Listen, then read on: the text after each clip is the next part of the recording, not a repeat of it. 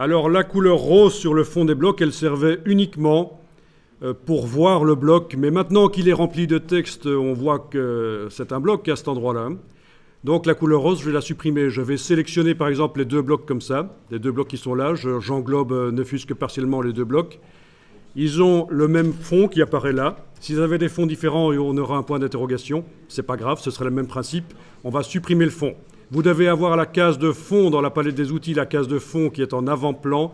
Vous allez cliquer sur la diagonale ici pour enlever la couleur rose corset de grand-mère qui se trouve là. Voilà. Ah oui, il faut être précis. En graphisme, c'est important.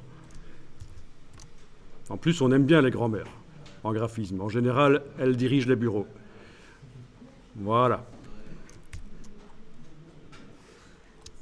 On reste un peu dans le thème, hein. Les loups, les hyènes, les cougars, c'est un peu la même chose. Je rigole.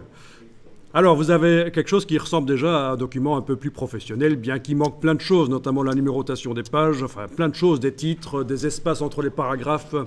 Il y a plein de choses qui manquent, bien entendu. C'est un peu diversifié, hein, quand même d'une page à l'autre. On sent qu'il y a une structure, c'est ça l'idée.